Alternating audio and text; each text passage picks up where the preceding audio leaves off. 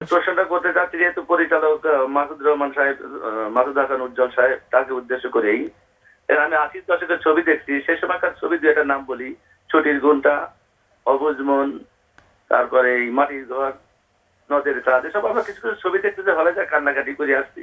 তখন আমি ফ্যামিলি সপরিবার আমরা ছবি দেখছি। একটা ছবির গানকে ছবিকে পরিবর্তন করে দিত। যেমন মতিন রহমান, বাদল ঘোষ, আলমগীর কোমকনের ছবি, তারপরে অনেক পরিচালকের ছবি খুব ভালো লাগছে। তা আমি একটা প্রশ্ন করতেছি যে ছবিগুলো কেন হারিয়ে গেল? ছবিতে আমার মনে হয় যে ছবিতে এই সাদা মাটা ছবি না করিয়ে বেশি চাকচিক্য কবির বসে, যুগোপযোগী ছবি কবির বসে, সামাজিকতা থাকে যদি ছবির ভিতরে যদি ভালো কিছু রেসপন্স করা যায়, মানুষের থিঙ্কিং নিয়ে যদি ঢুকেন যায়, আমার মনে করি ছবিগুলো আবার ফিরে আসবে। আমার প্রশ্ন হচ্ছে তাদের যে ছবিগুলো আবার সেই সামাজিক ছবি আমরা চাই। আমরা এই ধুম ধারাক্কা ছবি আমাদের ভালো লাগে না, বা এই ছবিগুলো হয়তো মানুষ দেখবে, এখনো মানুষ হলে যেতে চায়, দেখতে চায়।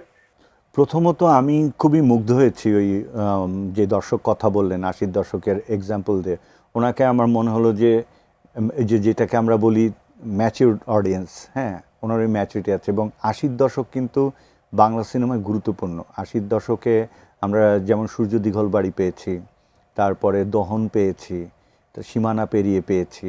এই ছবিগুলো তো আমাদের ৮০ দশকে দেখা ছবি। এখন এই ছবির নির্মাতাগুলোর ব্যাকগ্রাউন্ড চিন্তা করেন।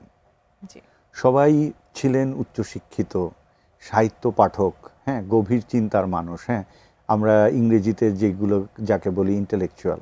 এখন ফিল্ম মেকিং বা যে কোনো আর্ট ফর্ম, এটা আসলে ইন্টেলেকচুয়ালদের কাজ প্রথমত। এর মানে যে আমি সীমাবদ্ধ করে দিচ্ছি আর কেউ বানাতে পারবে না, এরকম না। হ্যাঁ, ধরেন কেউ তো জানে না যে একটা জেলে বা এরকম প্রান্তিক কোনো জনগোষ্ঠীর মানুষের মধ্যে ফিল্ম মেকিংয়ের প্রতিভা আছে কি নেই। সুতরাং আমি কিন্তু ওখানে সীমাবদ্ধ করছি না। ওই আর ইন্টেলেকচুয়াল বলতে আমি বিশ্ববিদ্যালয়ে পাশ করা লোকও বলি নাই। যেমন আমি সবসময় দর্শন চর্চার উদাহরণ দিতে গেলে সক্রেটিসের কথা বলি। সক্রেটিসের প্রায় ৩৩৫ বছর পরে চায়নায় প্রথম বই আবিষ্কার হয়।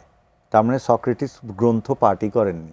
হ্যাঁ, ফলে গ্রন্থ দিয়েই সব হয় সেটা আমি বলছি না। তো যেটা বলতে যাচ্ছিলাম যে সেটা হচ্ছে গভীর বোধ, দর্শন চর্চা, সাহিত্য সম্পর্কে জ্ঞান, এই বিষয়গুলো যাদের মধ্যে থাকে তাদের কাছে আপনি আপনার প্রত্যাশিত চলচ্চিত্রটা আশা করতে পারেন আসলে। হ্যাঁ, এরপরে যেটা হয় প্রত্যেকটা সময়ে বাই প্রোডাক্ট তৈরি হয়, মানে সৃজনশীলতারও বাই প্রোডাক্ট আছে। এবং দেখবেন সবখানে বাই প্রোডাক্ট হচ্ছে লিড করে কিন্তু সোসাইটিকে। আপনি যদি রেনেসাঁ পিরিয়ডের কথা বলেন, ওখান থেকে শুরু করে যতগুলো শিল্পান্দোলন হয়েছে ওইগুলোর বিপক্ষে দাঁড়াতে হয়েছে কিন্তু। ওই যে ফলে ওগুলো থাকবে, যেটা আমাদের দর্শকদের এই যে রুচিশীল দর্শকদেরকে যে ছবিগুলো পীড়া দেয়, হ্যাঁ, সেই ছবিগুলো আসলে তৈরি হবে, এটা সবসময় তৈরি হয়। যেটা করতে হবে সেটা হচ্ছে সচেতনভাবে একটা জাতির কিন্তু সচেতন হতে হয় যে তার শিল্প কেমন হবে, তার সাহিত্য কেমন হবে।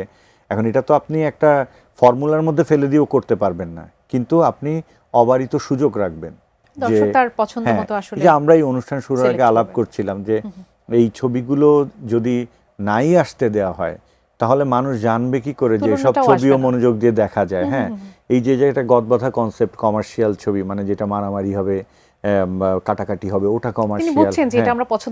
হ্যাঁ, পছন্দ করছে না, কারণ মানুষ তো জন্মগতভাবেই হচ্ছে মানুষ তো সুন্দরের মধ্যে থাকতে চায়। তো